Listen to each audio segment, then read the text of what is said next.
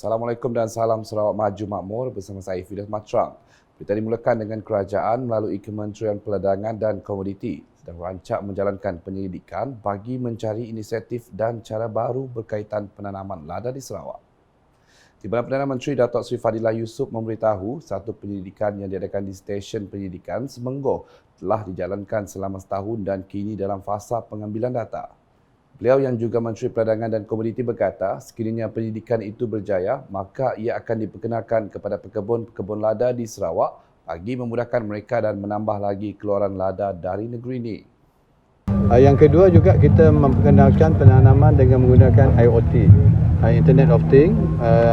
Dengan kata lain, kita cuba nak memperkenalkan smart farming dan juga precision farming kepada sektor lada ini. Beliau berkata demikian ketika ditemui media selepas menyaksikan demonstrasi pemprosesan lada sempena Trek Komoditi Zon Sarawak 2023 di Kampung Begu, Padawan pada Ahad. Kajian tersebut telah diadakan dengan kerjasama Universiti Malaysia Sarawak, UNIMAS dan beberapa pihak lain bagi mencari teknologi baru dalam penanaman lada sebelum diaplikasikan untuk para pekebun.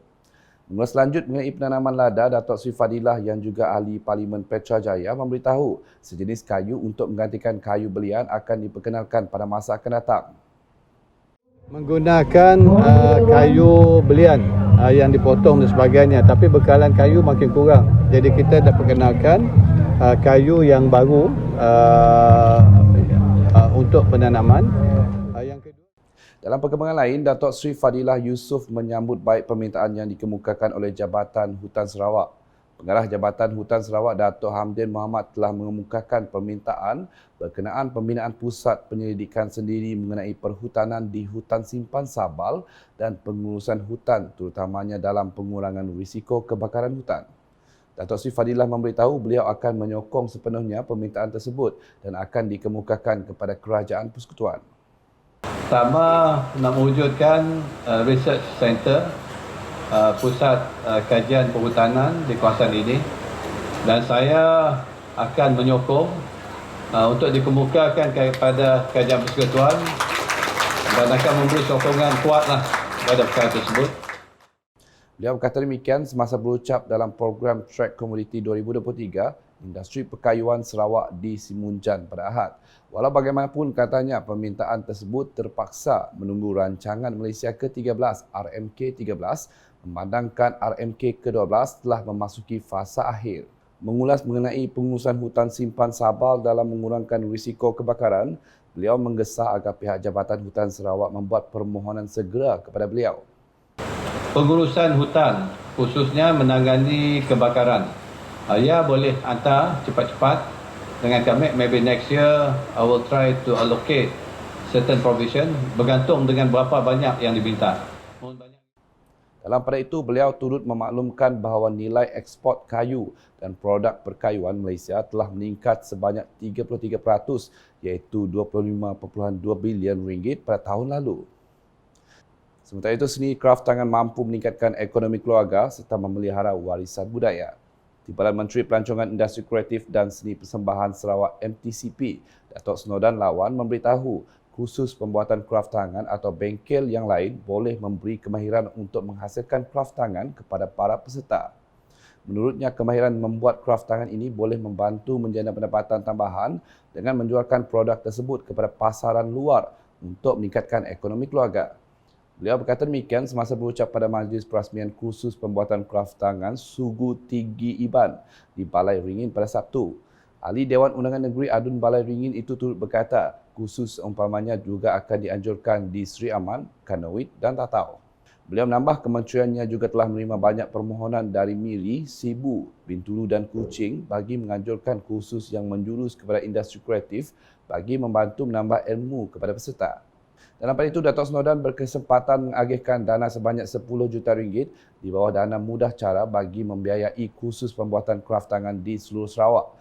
Beliau turut menyerahkan 2 sijil pelantikan tuai rumah serta menyerahkan 10 set Smart TV kepada Sekolah Menengah Kebangsaan SMK Balai Ringin di mana 5 set telah disumbang oleh Sarawak Badan Amal Tenaga Isteri-Isteri Sabati.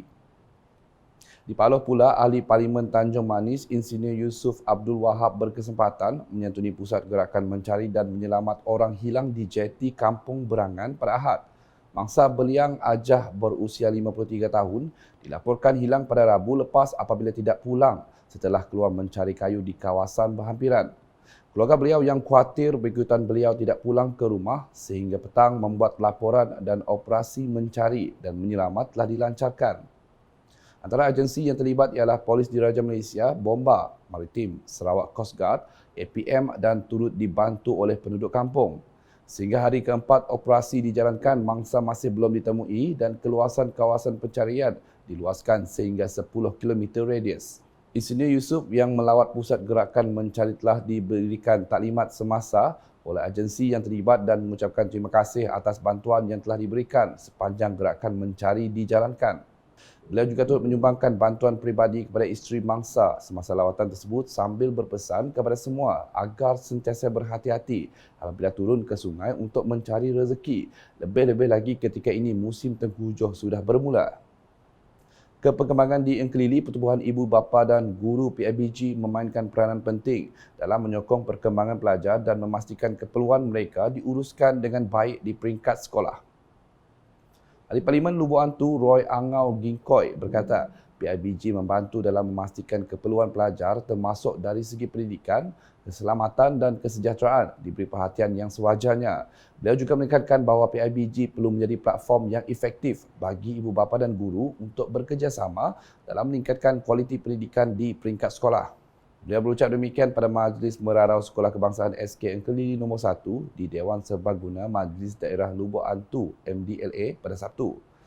Selain bertujuan untuk mengumpul dana bagi membangunkan sekolah berkenaan sama ada dari segi akademik maupun kurikulum, majlis yang dianjurkan oleh PIBG SM Engkelili nombor 1 itu juga diadakan untuk mengukuhkan lagi hubungan antara ahli dan kaki tangan sekolah. Dalam ucapan sama, Roy telah meluluskan peruntukan sebanyak RM15,000 untuk keperluan PIBG SK Engkelili nombor 1, memajukan segala aktiviti sekolah serta peruntukan RM100,000 untuk membaik pulih sekolah berkenaan. Di samping itu, beliau turut mengumumkan peruntukan sebanyak RM10,000 yang disalurkan oleh ahli Dewan Negara selaku Ketua Cawangan Parti Pesaka Bumi Putera Bersatu PBB Engkelili, Senator Susan Cemrai Anding. Manakala rakyat Sarawak harus sentiasa mengekalkan semangat persefahaman antara kaum. Ketua Setiausaha Politik kepada Premier Sarawak merangkap Adun Tupong, Fazruddin Abdul Rahman memberitahu integrasi dalam kalangan masyarakat adalah penting bagi memupuk persefahaman sekaligus menguruskan sebarang konflik yang timbul secara baik. Jelasnya ia terutamanya memandangkan setiap individu mempunyai latar belakang, didikan dan keyakinan yang berbeza. Beliau berkata demikian pada Majlis Makan Malam Mesra Deepavali 2023 di Kampung Pinang, Jawa, Kuching pada Sabtu. Tambahnya, pengurusan konflik secara efektif akan memastikan ia tidak menjurus kepada isu yang lebih besar dan mungkin menjejaskan masyarakat secara keseluruhannya. Sementara itu, Fazruddin berkata program seumpamanya merupakan pertama kali dianjurkan di kawasan Tupong dan berharap agar ia dapat dilaksanakan setiap tahun supaya kemeriahan sambutan Deepavali dapat dirasai bersama penduduk yang beragama Hindu. Sekian isi tengah hari bersama saya, Fidah Matrang. Berita lebih lanjut boleh dapati di semua platform media sosial UKAS, termasuk portal ukas.sarawak.gov.my dan UKAS channel di YouTube. Sebelum mengakhiri buletin edisi tengah hari ini, saksikan lawatan Timbalan Perdana Menteri Datuk Seri Fadilah Yusof ke lokasi demonstrasi pemprosesan lada sempena trek Community Zone Sarawak 2023 di Kampung Begu Padawan pada Ahad. #Saluran Informasi Rakyat. Salam UKAS.